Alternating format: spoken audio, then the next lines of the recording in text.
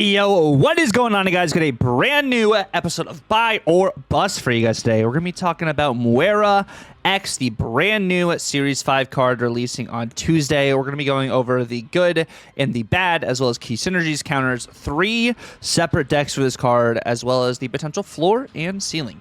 Let's go ahead and jump right into it. So in case you guys did not know, Moira is the brand new 1-cost 2-powered card with the ability, when this is destroyed, get a copy of your opening hand here. This is exactly what it looks like on screen. This card is going to be very interesting. Of course, you do have to have destroy cards and be able to get value from this, of course, because that's what the text reads. But I think there's a lot of very interesting combos that you can kind of mess around with this deck. That kind of like helps you know more than your opponent kind of situation. Like there's a lot of unknown factor with this. I believe it's the first 3 cards that you do get back, since that's what you start the game with, and then you get the additional draw on turn 1. But I think this is going to be really interesting, especially in like Victoria Hand style decks, which of course you guys know is one of my favorite style decks to play right now. But let's talk about some of these key synergies with this card. Which, of course, the first one is Victoria Hand, to no surprise at all. I think Victoria Hand is really great because you get copies of cards in hands, and whenever you get a copy of a card in your hand, that is a new created card, so that is why that works with Victoria Hand. That's why it also works with Collector, because it's cards getting into your hand, so that works with Collector. And, of course, with Quinjet, because they are new cards, Quinjet does discount those cards as well. So those are 3 key synergies there. Of course, the Destroy cards are going to be synergies as well. So 1 cost, so Killmonger, Venom, Carnage, Kid Omega, Lady Deathstrike, Nico with a Destroy spell are also cards that do benefit on our key synergy cards for this as well. Counter cards. Counter cards are going to be Armor. If you cannot destroy this card, then you do not get any value from this card and just sits on the board on as a 1/2, and Armor, makes it so cards can't be destroyed in that lane. Of course, Gorgon, because they are copies of cards, they are created cards, so Gorgon does increase their cost by 1. And Red Guardian, if this card gets Red Guardianed before you're able to destroy it, that makes it so you get nothing from that card. Also, Cosmo on that lane, if you don't have like a Killmonger to globally destroy it, also would be in affecting power. So next, of course, we're going to talk about the good for this card, which there is actually some good. I mean, I like this card. It's a 1-cost card, so it doesn't really throw off tempo. You can play on the board, kind of like let it sit where it is. Your opponent, of course, does know you're playing something with Destroy and are going to be able to get some of your cards back into your hand, but they don't necessarily know if that was one of the first cards you had or if that was a card you drew. So just keep that in mind. So that's an unknown factor potentially for them. And that's, why we're setting up here, since they don't necessarily know what your starting cards were. And when you do, get your starting cards back, it doesn't necessarily say created by Moira, or actually, you know what? It probably will say created by Moira. And in the description for the card, kind of like how, there's the Frigga, there's the Moon Girl thing. I wouldn't be surprised if they had that for Moira as well. It's a new style of combos. We don't really have a deck or an archetype that is created cards from the beginning of the game, or we don't have a style of deck where it is get your starting cards back. We have a location for it. But we don't have a style of deck. This is kind of like a new ability they're adding to the game, which I think is really awesome. So I really do love that. And then we also do have, it's a potential snap condition. If your starting cards are your main combo pieces, like it is a Victoria Hand and you get another Victoria Hand, that is just essentially a lot of value for you. Now, when we look at the bad, this card has to be destroyed in order for you to be able to get that copy of your starting hand. If you cannot destroy it, it does nothing. It just sits on the board as a 1/2. Your first draws of the game also might not be worth bringing back. So there's going to be some games where you don't really have, the Victoria Hand. You don't really have your Collector and stuff down. You don't really get any value from even destroying the card.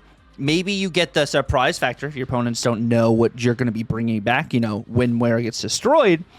But there's going to be some instances where there's not really going to be a huge benefit of destroying it besides just adding cards to your hand. So just keep that in mind. And then, it could also be destroyed at the wrong time. It's possible it gets destroyed at the wrong time and you brick your draws. You're completely full your hand and there's no way for you to get draws. Of course, you can get draws after the next turn, of course. But maybe you needed one of those key cards for that next turn. And instead, this card was destroyed and you're unable to get draws.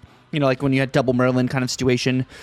Sometimes it's really good. Sometimes man, I actually can't do anything I really want to do. So that's definitely something that can happen with this card. But I think that's pretty much, it's niche. That's kind of just at the end of it. It's kind of like a niche kind of card. It does what it does, but it's not maybe the most flexible card, especially coming out on Tuesday. Maybe not the most flexible card coming out on Tuesday. But let's talk about the floor and the ceiling for this card. So on the floor, you know, the low end here, it's a bad late draw, and when it's destroyed, your starting cards are not great, or you break your hand. I think kind of middle of the road, what's going to happen is you're going to get one or two of your starting cards that kind of actually benefit your combo. I think that is kind of like the mid-range kind of really hope scenario. That's probably going to happen more than not. But on the top end, the ceiling, the starting cards that you got the game when you destroy Moira, you get those back, and they are all key cards to help you do your combo, potentially do your combo multiple times. They're just really big combo pieces. I said combo a lot there. But I think Moira kind of like that's the ceiling for her. She gives you those cards that you had originally. You may have played them out, or maybe you haven't. You're kind of just holding on to them, and you're able to get value from them again, or get more value with that combo piece. The first deck we're going to be talking about is going to be a Victoria hand deck. The ways I have to destroy Moira are with Nico Destroy Spell, Venom, and Lady Deathstrike. There's a world where maybe you would want to have Killmonger in here, but I have a Quinjet, I have Nico, I have, you know, demons that I'm going to get from the hood. So starting off, I'm probably not running Killmonger. I'll probably update this build, because this is probably something I'm going to be climbing with to try and hit infinite, is something in this kind of general manner. But maybe it is Killmonger in this instead of the Lady Deathstrike. Lady Deathstrike's maybe too expensive, but I'm using Lady Deathstrike also as like a tech piece to potentially offset what my opponents are trying to do. I definitely think maybe not first week, but second week, we're going to be seeing a lot of Cerebro 3. So having ways to be able to shut down Cerebro is going to be definitely one of the key components with, you know, the meta, I think, going into the season. Even the first week with Omega Red Sentinel, I believe, if it comes out the way it's data mined and everything too, that card is going to be absolutely crazy as well. It should be coming out on Tuesday. So I think Lady Deathstrike also hits that card, which is very nice. But yeah, this is the general gist of like the Victoria hand style deck. We have card generation here. We have another way with Moira as a card generator too. And then of course we do have open collection. This is a Morgan Le Fay collector deck, which we're using Moira here to benefit our collector. We also have Airwalker. Whenever Airwalker gets destroyed here, you know, that brings Morgan Le Fay automatically onto the board to be able to get cards back into your hands. Yes, we do have Quinjet in here, but since we have Morgan Le Fay, I'm kind of okay running Killmonger with the Quinjet and all the stuff we have going on here. We also have Kate Bishop as other ways to buff our collector. Like, I think this could be another really just interesting style show. I don't know if this is necessarily going to be the best, but I definitely think this is a style of like home that kind of like fits into just generating cards, destroying cards, a whole kind of like grasp of all that. Next, we're going to have a Surfer deck. So it's going to be a discard Surfer list with Killmonger as the main card to be able to destroy Moira. But, you know, you're maybe not often going to be able to hit that necessarily. But we have Sarah for when you do hit that. So the cards that you've generated as well, since they're also 3-cost cards, they will cost 2 with Sarah. So I'm thinking about using that as other ways to kind of maximize. And, like, you can play your cards a little bit more aggressive here if you just remember what your starting cards were, which gives you some additional just Sarah benefit later. And also just allows you to snap and play aggressively in general. You also have Grandmaster, so if you do Killmonger early, you can Grandmaster the Killmonger again, because your opponent might snap because you just played Killmonger before they could do anything else. Or maybe you get a Killmonger back with Moira as well. Using Grandmaster for Dakin, you have Bullseye. Bullseye is for Dakin. It could also be used for Moira. Also with Sarah, if the cards, you know, do cost 1 with Surge and Grandmaster being potential 1-cost cards. With a Sarah, Bullseye can also use that as fodder to be able to afflict onto your opponents too. And we're using Vivision. You know, Vivision, the brand new Season Pass card, which whenever we'll be talking about her in our next, or maybe we already talked about her in the previous. I think I'm still deciding the order at the time of recording, which I'm releasing first. I think I'm going to release Viv and Sparky together first. But with Viv, she is a flat text. If you're winning this location at the start of the turn, give every card in your hand +1 power. If not, move this card, which that's another just craziness there. Craziness. But we'll talk about that when we get there. But yeah, that's going to be the gist of the decks.